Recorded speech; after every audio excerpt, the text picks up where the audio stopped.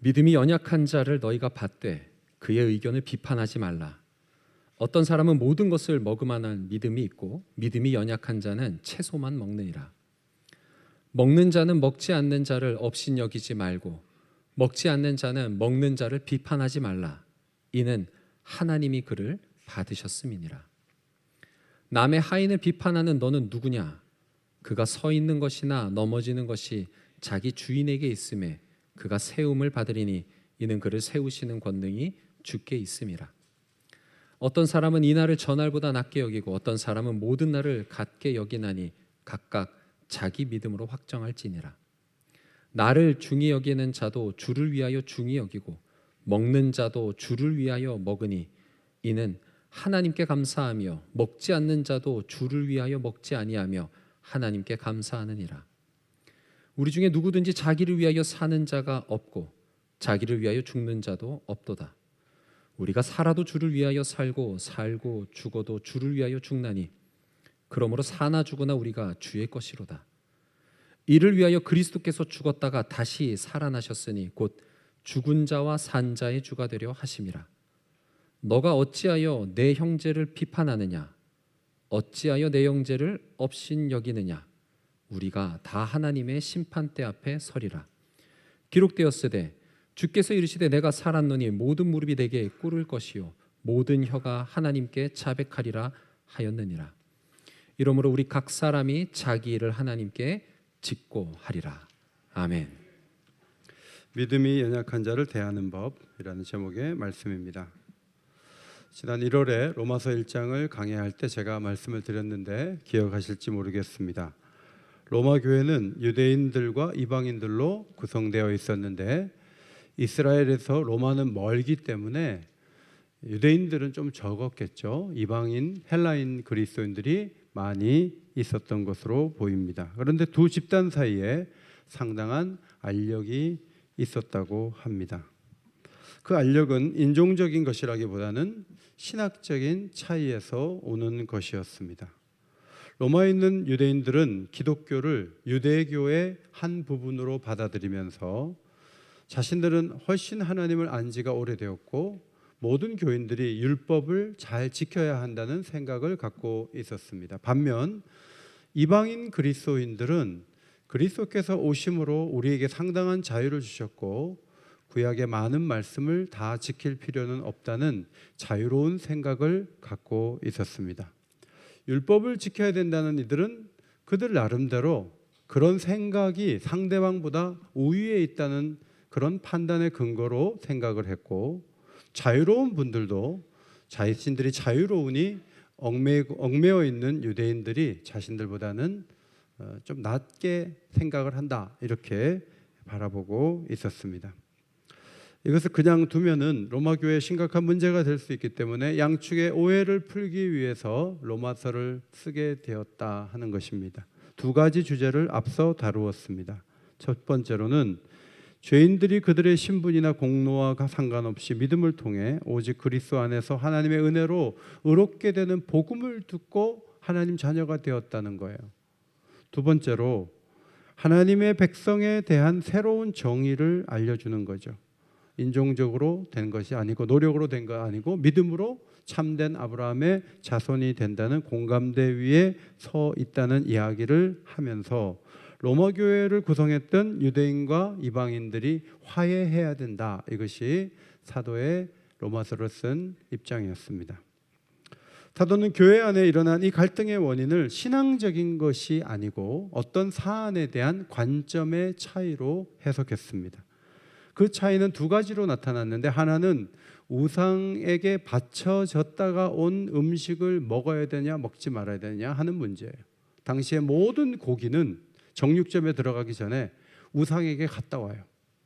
그래서 정육점에서 고기를 집에서 먹든 어디 공개적인 장소에서 먹든 그 고기는 우상에게 바쳐졌던 고기예요. 여러분, 옆집에서 고사떡을 갖고 오면 드십니까, 안 드십니까? 어느 게 옳습니까? 어떤 분은 먹다가 체하겠다, 나는 바로 쓰레기통이다, 안 먹는 분 계세요. 어떤 분은 하나님 주신 것이 선하심에 버릴 것이 없느니라, 이 말씀에 은혜 받고 다 먹어요. 어느 게 옳습니까? 또 하나는 날에 대한 입장이에요. 모든 날은 같다는 입장을 취하는 사람이 있는 반면 안식일을 여전히 지켜야 된다는 유대주의적 생각을 갖는 이들도 있었습니다. 바울은 이 부분을 조심스럽게 다루면서 믿음이 연약한 자와 강한 자가 어떻게 화해하고 하나를 이룰 것인가를 조심스럽게 설명하고 있습니다. 2절을 앞에 보시고 함께 읽겠습니다. 시작. 어떤 사람은 모든 것을 먹을 만한 믿음이 있고 믿음이 연약한 자는 채소만 먹느니라. 모든 면에서의 믿음이 아니라 음식을 먹는 입장에 있어서 믿음을 보인다는 거예요. 뭐 우상에 갔다 오면 어때? 하나님께서 함께 하시면 다 먹을 수 있어. 자, 이것은 믿음이 좋은 거죠. 나는 이거 먹는 거 거리낌이 있고 하나님이 원하지 않으실 것 같아. 나는 채소만 먹고 살 거야. 이 부분에 대해서는 믿음이 약한 거예요.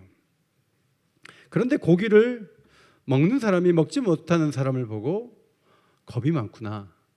왜 못 먹어? 먹으면 되는데. 이렇게 하면서 상대방을 업신여기면서 먹을 수도 있고요. 또 먹지 못한다는 사람이 먹는 사람을 보면서 고기가 그렇게 좋으냐? 신앙이 우선이지. 아니 그 우상에게 바쳐진 고기를 먹어? 하면서 비판할 수가 있어요. 중요한 것은 먹고 안 먹고의 문제가 아니라는 거예요. 더 중요한 문제가 있다는 거예요. 그게 뭐냐면 형제를 향하여 마음으로 입술로 죄를 짓지 않는 것이라는 말씀입니다. 3절을 앞에 보시고 함께 읽겠습니다. 시작. 먹는 자는 먹지 않는 자를 업신여기지 말고 먹지 않는 자는 먹는 자를 비판하지 말라. 이는 하나님이 그를 받으셨음이라. 음식 문제에 대해서 왜 못 먹어? 고기가 그렇게 좋으냐? 자, 이렇게 마음을 주고 받는 것은 그것은 하나님이 원하시는 모습이 아니라는 거예요. 중요한 것은 먹고 안 먹고의 문제가 아니라 하나님께서 사랑하시는 그 형제를 내가 사랑하면서 존중해 주는 것이라고 말씀하고 있습니다. 에이미 탄이라는 중국인 여성이 이민자인데 미국에서 소수 민족이 고생하고 있는 그런 부분을 탁월한 소설의 주제로 여러 편을 발표를 했습니다. 그는 뉴욕타임스와의 인터뷰에서 자기 어머니의 너무 큰 기대로 인한 부담감을 느꼈던 어린 시절을 공개했습니다. 어른이 되어서도 주중에는 신경외과 의사로 일해야 했고 주말에는 피아니스트로 활동했는데 그런 열심히 일하는 움직임이 조금이라도 떨어지면 그 어머니가 낙심할까 봐 걱정할 정도였다고 합니다. 하루는 에이미 탄이 자신의 소설 조이 럭클럽이라는 책을 뉴욕타임스에서 베스트셀러 4위에 올려놓은 것을 기쁘게 어머니께 아뢰었어요. 어머니, 제 소설이 4위가 됐어요. 4번째로 잘 팔린대요. 그때 그 어머니가 감격해하기보다는 이렇게 말했다고 해요. 도대체 어떻게 된 거냐? 1위, 2위, 3위는 누구야?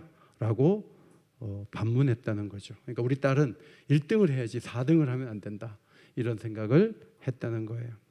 우리 모두에게는 비판자가 있고 우리도 수시로 누군가를 비판합니다. 한 번의 비판을 상쇄할 1000번의 칭찬이 없다면 우리는 늘 패배감에 젖어 살 수밖에 없습니다.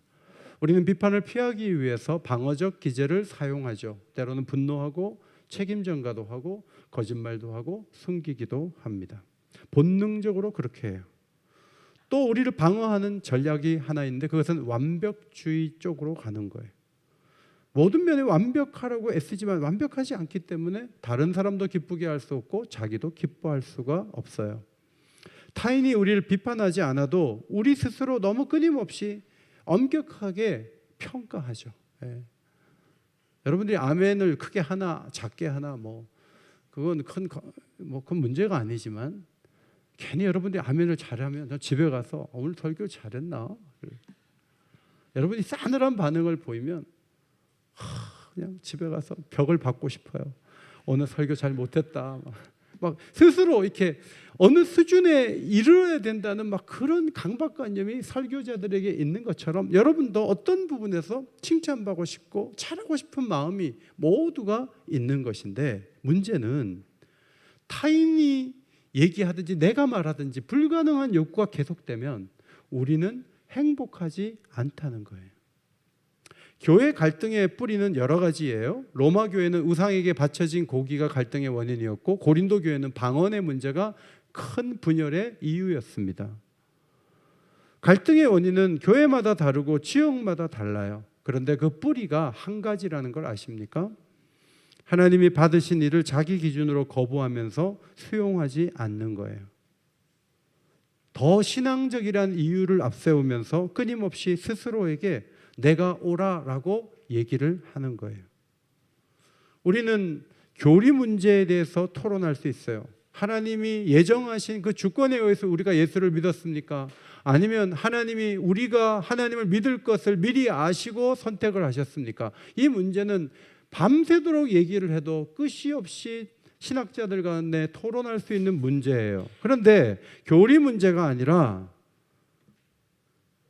강아지 키우는 것에 대해서 얘기를 한다면, 또 결혼을 언제 해야 되는지, 해야 되는지 안 해야 되는지 다양한 의견들을 나누는 경우에는 사실은 상대가 항상 옳고 나는 항상 틀린 것도 아니고, 내가 항상 옳고 상대가 항상 틀린 것도 아니에요. 맞는 것도 아니에요. 저는 강아지를 어릴 때부터 키웠어요. 그래서 강아지도 키웠고 고양이도 키웠어요. 우리 어머니가 키운 거죠. 근데 익숙해요. 근데 저희 집에는 강아지를 키우면 집을 떠나겠다는 사람도 있어요. 누구라고 얘기하면 또 안 되기 때문에 우리 식구 중에 한 사람이 있어요. 그러니까 그 입장에서 그거 왜 못 키우지? 하고 굳이 키우면 안 된다고 막 얘기하는데, 개에게 물린 적이 있다고 말하는데 굳이 강아지를 끌고 들어오면 집안의 평화가 사라질 수밖에 없는 거죠. 우리와 다른 입장에 서 있는 많은 사람들이 있어요. 우리가 그들을 볼 때 무엇을 생각하죠? 3절, 하나님이 그를 받으셨습니다. 따라합시다. 하나님이 그를 받으셨습니다. 이게 매우 중요해요. 하나님이 받았다는 거예요. 그가 어떤 의견을 갖고 있든지 하나님이 전체적으로 받은 거예요. 그러므로 내가 그 사람을 거부하는 경우에는 내게 문제가 생긴다 하는 말씀이죠. 4절을 앞에 보시고 읽겠습니다. 4절 시작. 남의 하인을 비판하는 너는 누구냐? 그가 서 있는 것이나 넘어지는 것이 자기 주인에게 있음에 그가 세움을 받으리니 이는 그를 세우시는 권능이 주께 있습니다. 오이케데스라는 하인이라는 이 단어는 집에서 일하는 노예를 의미해요.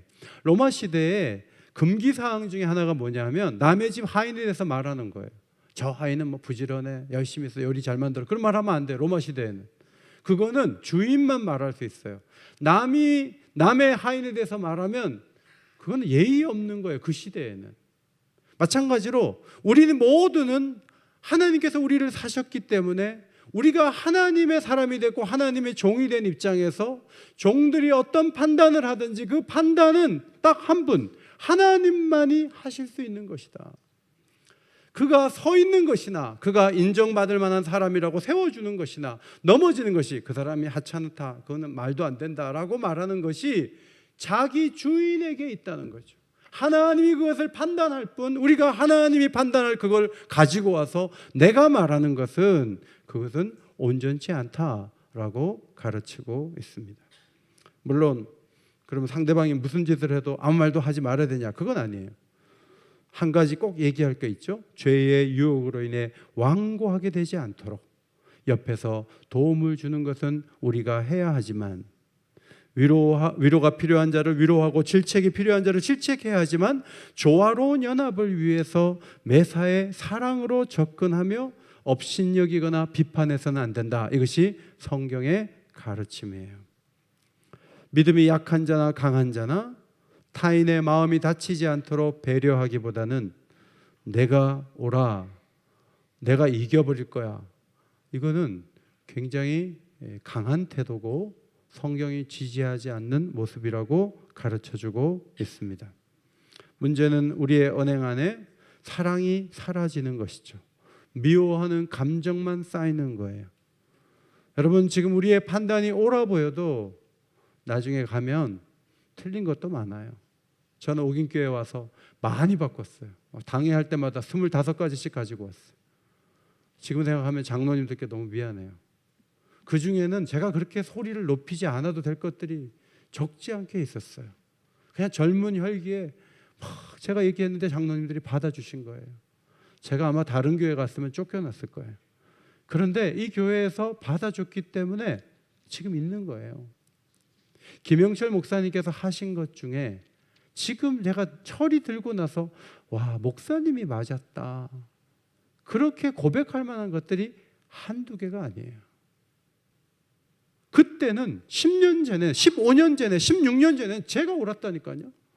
그런데 세월이 흐르고 나니까 내가 옳지 않았다, 내가 꼭 그렇게 하지 않아도 됐었다, 이제 이 생각이 드는 거죠.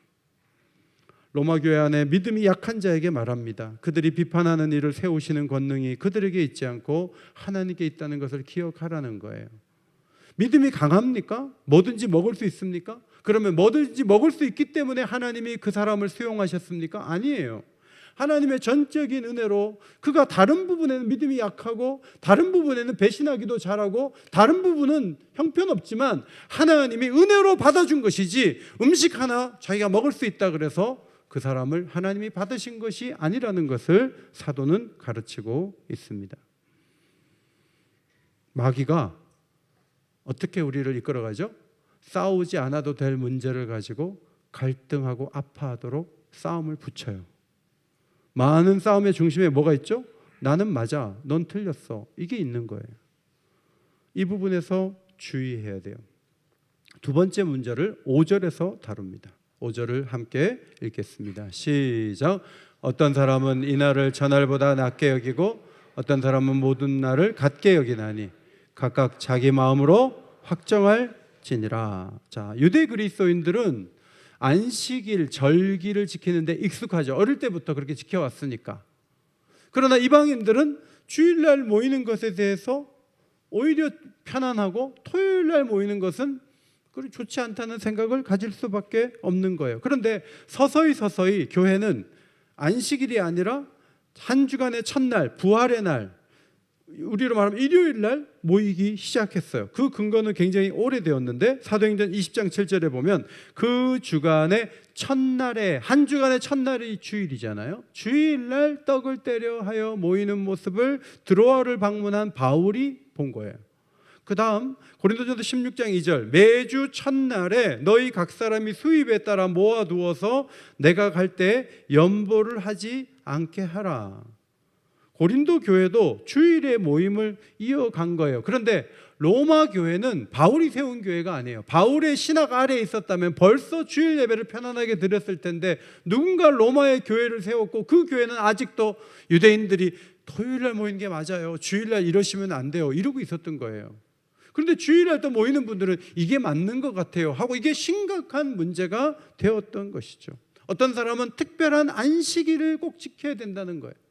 어떤 사람은 모든 날은 같다는 거예요.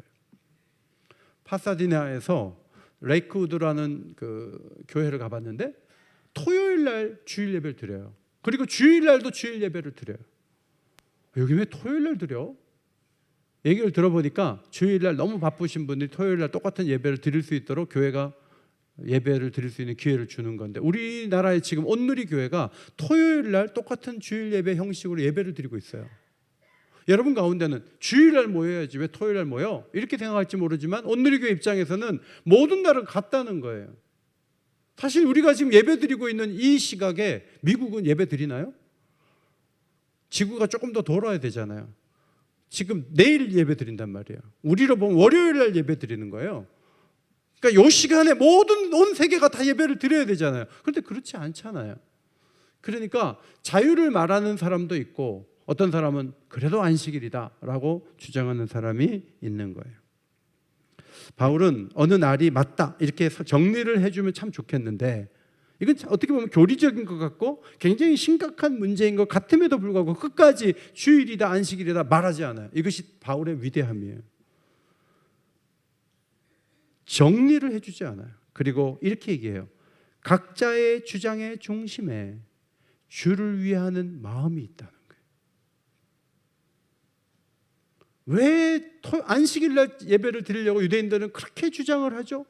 그게 주님이 받으실 만한 거라고 생각하시니까. 왜 모든 날이 똑같다고 주장을 하죠? 왜 주일로 전환되었다고 자꾸 그렇게 주장을 하죠? 그들도 주님을 사랑하는 마음으로 그렇게 하는 거예요. 양쪽 다 주님을 위하는 마음이 있다는 점에서는 같다는 거예요. 영어 성경에는 주를 위하여라는 표현을 to the Lord라고 썼어요. 특별한 날을 지켜 예배하는 유대인도 주께 그렇게 행하는 것이고, 모든 날을 중요하게 여기는 이방인들도 주께 행하는 거예요. 사도는 누군가 틀렸고 한쪽은 맞고 한쪽은 틀렸다 이런 말을 하지 않고요, 이런저런 신학적인 차이가 있어 보이지만 모두 형편없는 사람들이 아니라 그래도 주님을 위해서 살려는 사람들이라고 양자를 다 높여주는 이야기가 7절 8절이에요. 자, 7절 8절을 앞에 보시고 읽겠습니다. 시작. 우리 중에 누구든지 자기를 위하여 사는 자가 없고 자기를 위하여 죽는 자도 없도다. 우리가 살아도 주를 위하여 살고 죽어도 주를 위하여 죽나니 그러므로 사나 죽으나 우리가 주의 것이로다. 여러분, 이 말씀 들으면 방향은 맞잖아요. 우리 중에 이렇게 되는 부분이 부족한 사람이 더 많죠.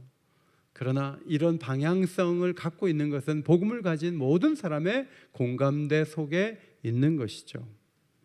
사도는 한쪽에 손을 들어주지 않지만 우리 모두가 주를 위해 살고 우리는 주의 것이다. 예수님이 죽었다가 살아나신 이유가 무엇인가? 9절, 죽은 자와 산 자의 주가 되려 하심이라. 우리의 주는 예수님 한 분이라는 거예요. 우리의 삶의 목적, 우리의 죽음의 방향, 모든 것 다 주님이 계실 때 의미 있고 가치 있다 하는 것을 분명히 말씀했습니다. 누가 맞습니까? 그때 대답은 주님이 맞습니다. 주님이 맞습니다.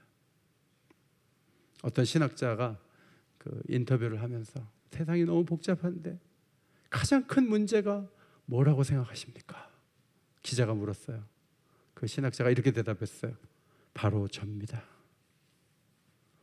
이 세상에 가장 복잡한 문제가 많지만 제일 큰 문제가 있다면 나라는 사람입니다. 그래서 그 사람은 위대한 거예요. 중요한 신앙 교리에 대해서는 갈라디아서, 빌립보서, 요한일서, 디모데전서를 다루는데 후퇴하지 않아요. 이거는 절대로 지켜야 되는 진리예요. 그러나 오늘 본문 로마서 14장 15장 말씀을 잘 보시면 이것은 비본질적인 논쟁으로 보는 거예요. 이것에 대해서는 수용과 존중이 필요하다는 것을 가르쳐요. 여기까지 설명이 충분하다고 생각하지만 갑자기 책망하듯 10절을 쓴 것을 보게 됩니다. 10절을 앞에 보시고 읽겠습니다. 시작. 내가 어찌하여 내 형제를 비판하느냐? 어찌하여 내 형제를 업신여기느냐? 우리가 다 하나님의 심판대 앞에 서리라. 아니, 갑자기 무슨 심판? 로마서 8장에서 하나님 앞에 서면 하나님 우리를 위하시면 그 어떤 것도 우리를 대적할 수 없고 그분과의 관계에서 끊을 수 없다고 다 정리가 다 끝났고 계산 끝났는데 갑자기 심판대가 또 왜 나옵니까? 저는 이 말씀을 보고 깜짝 놀랐어요. 로마서 8장을 다시 제가 읽었어요. 아니, 심판대 앞에 안 쓰는 것으로 되어 있는데 다시 또 심판대 또 세워? 이건 뭐지? 제가 어리둥절했어요. 한 사람은 상대를 업신여기고 한 사람은 상대를 비판해요. 옥신각신해요. 그게 로마 교회예요. 그때 사도가 말하는 거예요. 위를 보라는 거예요. 위를 보니까 하나님의 심판대가 있어요. 거기에 예수님이 재판을 하기 위해 앉아 계신 거예요. 여러분, 이게 무슨 말인지를 고린도전서 3장에서 발견할 수 있어요. 고린도전서 3장 12절로 15절을 앞에 보시고 읽겠습니다. 시작. 만일 누구든지 금이나 은이나 보석이나 나무나 풀이나 집으로 이 터 위에 세우면 각 사람의 공적이 나타날 터인데 그날이 공적을 밝히리니 이는 불로 나타내고 그 불이 각 사람의 공적이 어떠한 것을 시험할 것임이라. 만일 누구든지 그 위에 세운 공적이 그대로 있으면 상을 받고 누구든지 그 공적이 불타면 해를 받으리니 그러나 자신은 구원을 받되 불 가운데서 받은 것 같으리라. 자, 우리는 여기서 이 세상을 살면서 많은 말을 해요. 많은 봉사를 해요. 나름대로 땀을 흘려요. 최선을 다해서 교회가 원한다면 뭐든지 하려고 애를 써요. 그런데 그 모든 헌신과 수고를 다 상으로 치지 않는다는 거예요. 방염 처리가 된 천인가 벽진가 아닌가는 불 붙여보면 아는 거예요. 하나님이 우리가 헌신한 많은 세월들을 그 헌신과 땀 위에 그 공적들에다가 불을 붙여요. 불을 붙이는데 어떤 사람 건 하나도 안 타요. 전부 보석이에요. 금과 은이고 보석이에요. 그 사람 상이 큰 거예요. 그런데 우리 주님이 불을 딱 붙이는데 엄청난 공적을 쌓았는데 활활 타갖고 거의 남은 게 없어요.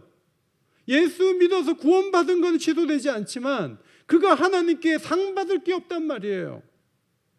상 받을 자인지 상 받지 못하고 부끄럽게 겨우 구원 얻을 자인지를 한번 판단하는 기회가 우리 모두에게 주어진다는 거예요. 심판은 없는데 목사님이 심판을 또 얘기하네요. 그렇게 여러분이 생각하실지 모르지만 분명히 겸손히 받으세요. 요한복음 5장 24절 예수를 나를 믿는 자는 영생을 얻었고 심판에 이르지 아니하나니 사망에서 생명으로 옮겼느니라. 믿으십니까?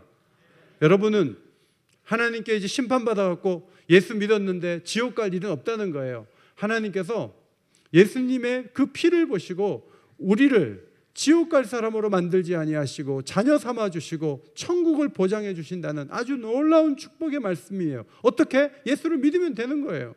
그러면 우리가 착각하는 게 이거예요. 여기서 끝나는 거예요. 그리고 이제는 우리는 그냥 모든 게 평등한 사회로 가는 거예요. 그런데 그렇지 않다는 거예요. 오늘 10절과 12절은 뭘 말하죠? 주께서 우리의 행한 모든 섬김을 자세히 조사할 거예요. 그리고 상을 주시든지 공적을 불태우시든지 둘 중 하나를 행하실 거예요. 이 말씀은 그때 가봐야 알아요. 여기서 사람이 판단할 수 없는 거예요. 말은 그렇게 앞세우지만 속으로는 다를 수 있잖아요. 그걸 어떻게 사람이 알아요? 그건 하나님의 판단에 맡기는 거예요. 그리고 형제를 수용하고 존중하는 거예요. 그것이 오늘 우리가 말씀을 통해 배우는 것입니다. 11절은 이사야서 45장 23절의 인용문이에요. 조금 이사야들을 찾아보면 좀 다르게 되어 있지만 주께서 이르시되 내가 살았노니 부활하신 주님이 말씀하신 것처럼 얘기하죠. 모든 무릎이 내게 꿇을 것인데 모든 혀가 하나님께 자백하는 날이 온다라고 이사야를 통해서 아주 오래전에 이미 말씀하셨고 사도 바울이 다시 그것을 확인하면서 하나님 앞에 모든 것을 설명해야 될 날이 오게 된다라고 말씀하고 있습니다. 로마 교회의 강한 어조로 바울은 도전을 했죠. 오래전에 로마 가이사 황제는요, 뭘 뿌듯하게 생각했냐면 우리는 인종도 다르고 국경도 다르고 다 그렇지만 우리 로마 제국은 하나다. 그런 의식이 있었어요. 그래서 기독교인들이 예배를 고집할 때 그렇게 잡아 죽인 게 자신들의 하나됨이 그 제국의 기초라고 생각했기 때문에 그랬던 거예요. 그리스도인의 연합, 교회의 하나됨은 이 세상을 장악하고 있는 것 같은 정세와 건세와 세상 주관자들에게 더 위대한 통치가 시작되었음을 보여주는 중요한 증표가 됩니다. 연합하고 하나되라는 것은 겨우 말싸움 막으라는 정도의 의미가 아니고 한 분 주님을 증언해야 되는 교회의 본질적인 과제로 우리 앞에 있다는 말씀이에요. 지난 월요일, 화요일 부산에서 로잔을 품는 차세대 목회자 컨퍼런스가 열렸어요. 만나교회 김병삼 목사님이 강의를 하셨는데 너무 감동 있게 강의를 잘 하셨는데 이 책을 이제 타보라고 해서 제가 목요일 날 서점에 가서 이 책을 샀는데 읽다 보니까 굉장히 감동 있는 장면이 나왔습니다.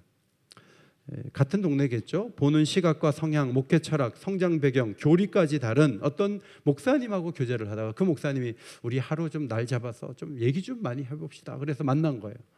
만났더니 예수님을 어떻게 만나게 됐는지, 또 목회하면서 아픔은 뭔지 이런 걸 나눌 때도 좋았는데 나가다 보니까 이제 굉장한 그 서로의 차이점을 발견하다가 나중에는요 아수라장이 됐대요. 말하다가 막 싸움이 나가지고 그냥 최악의 말다툼 했는데 주먹질만 안 했지 막 독한 말은 다 했대요. 두 사람이 막 싸웠어요. 스카솔즈 목사님 제가 보니까 그 장로교 목사님이에요. 아마 이 상대는 뭐 다른 교단의 목사님인 것 같아요. 그래서 막 싸웠어요. 그리고 집에 갔는데 가면서 마음속에 네가 목사냐? 네가 그리스도인이냐? 이번 주에 당장 교회 가서 사표내. 너는 자격이 없어. 막 그런 그 미안하고 막 속상한 마음으로 막 가득했다는 거죠. 이튿날 어제 그렇게 거친 말을 주고받았던 그 목사님이 찾아왔대요. 그리고 스카솔즈 목사님이 평생 잊을 수 없는 세 마디를 했다고 합니다. 첫 번째 말은 스카솔즈 목사님의 비판 중에 상당 부분은 옳았다고 인정해 준 거예요. 그러면서 자기가 한 말, 자기가 비판하는 말 중에 옳은 것이 있었냐고 묻더래요. 그래서 고개를 끄덕였대요. 두 번째 잊을 수 없는 말은 하나님께서 사포의 거친 면과 같은 그런 우리를 함께 두셔서 대화하게 함으로 이 거친 것이 부딪힐 때 처음엔 소리가 나고 힘들지만 계속 부딪히면 부들부들해져요. 그죠? 사포가 부들부들해져요. 여러분 결혼해갖고 너무 다른 남녀가 만나가지고 막 싸우죠. 막 싸우다가 60이 넘어서면서 둘 다 부들부들해지죠. 그렇지 않아요? 그러니까 무슨 말이냐면 당신도 나도 거칠다. 근데 우리가 대화를 더 하면서 우리는 부드러운 사람이 될 것 같으니까 당신에게 내가 필요하고 내게 당신이 필요하다. 그 얘기를 한 거예요. 그러면서 찾아온 목사님이 용서해 달라 그러더래요. 그래서 자기도 잘못된 점을 고백하고 용서를 빌었대요. 세 번째는 빌립보서 1장 6절 말씀대로 목사님 안에서 선한 일을 시작하신 그분이 그리스도 예수의 날에 완성하실 줄 믿습니다. 그 얘기를 했대요. 지금은 온전하지 않죠. 지금은 애벌레예요. 근데 상대방이 나비가 될 걸 바라보는 거예요. 지금은 작은 씨앗과 같아요. 그런데 나무가 되고 숲이 될 것을 바라보면서 앞으로 만나주겠다는 거죠. 그 말을 주고받으면서 스카솔즈 목사님은 그분이 목사가 이웃 동네 교회 목사님이 아니고 친구요 하나님의 은혜가 흐르는 도구처럼 느껴졌다고 고백했습니다. 우리는 우리와 다른 사람이 참 많다는 것을 느끼는데 비판하거나 업신여기려는 마음이 들 때마다 예수님의 동생 야고보가 쓴 그 말씀을 기억해야 하겠습니다. 야고보 3장 9절로 10절입니다. 앞에 보시고 읽겠습니다. 시작.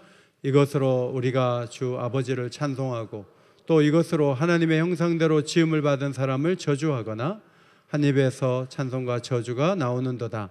내 형제들아 이것이 마땅하지 아니하니라. 하나님의 형상으로 지음 받은 사람을 저주하면 안 돼요. 비난해서도 안 돼요. 존중하고 수용하는 태도를 취해야 돼요. 어떤 차이가 있든지 하나 되게 하신 것을 힘써 지키는 아름다운 그리스도인들이 되어 주님께서 마음껏 쓰실 수 있는 복된 자리에 있게 되시기를 예수의 이름으로 축원합니다. 하나님 아버지 감사합니다. 부부도 많이 다르고 또 어른들과 다음 세대도 다르고 남자와 여자도 다르고 다른 생각을 품고 다른 말을 할 때에 하나님이 받으신 사람이라는 것을 특별히 교회 안에서 기억하게 하시고 때론 우리가 교만하여 나만이 옳은 것처럼 말할 때가 있고 또 함부로 말하여 마음에 상처를 줄 때도 많이 있습니다. 저희들을 불쌍히 여겨주시고 존중하며 수용하며 더 나은 미래를 꿈꾸며 나아갈 수 있는 아름다운 교회를 이룰 수 있도록 주님 성령으로 진리의 말씀으로 우리를 이끌어 주옵소서. 예수님 귀하신 이름으로 기도하옵나이다. 아멘.